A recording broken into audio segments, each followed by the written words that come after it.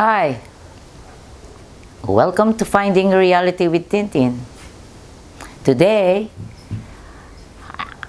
I want to discuss about life in general. Life is not meant to be easy. I tend to agree. But do you know what life is all about? It's basically 90%, 10%. What is 10%? 10% are the things happening around you. So, events in your life, in terms of work, in terms of family, in terms of your friends, even natural disaster, that's part of the 10%. Now, what's 90%? 90% is how you will react towards the incident, towards the event, towards your family, towards your friends, or basically how will you react on anything. Now you might say, oh Tintin, it's easier said than done. The reality is it's not. It's easy. Why do I say it's easy? Your reaction is basically dependent on one thing. It is how you perceive the event, the incident, or anything that is in front of you. So it's all about perception. Your perception will technically dictate your reaction. Now, let's talk about perception now. The best way to handle perception is always look at it in three angles. You might say, why three? Because there are three aspects of perception.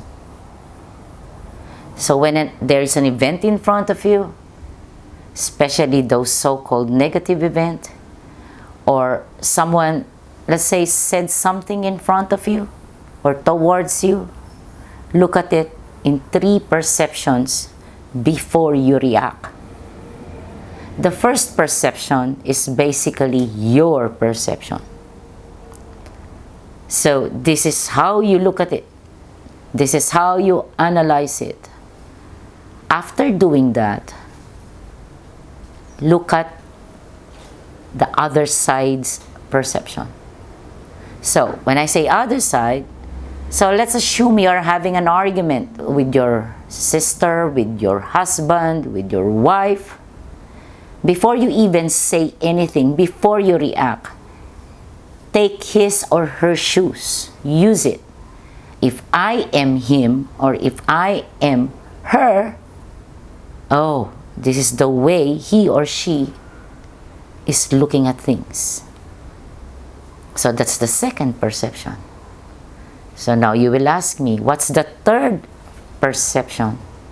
The third perception is be an observer. So it is not you, it is not him or her, but you are outside looking at the situation. When you do it this way, you get to see the different aspects, and based on what you see, that is how you will react. So reaction is linked to perception. You cannot in any way not link the two. So some people will say, well, I react immediately. Well, how about trying to be mindful? Stop, breathe. What's 2 seconds?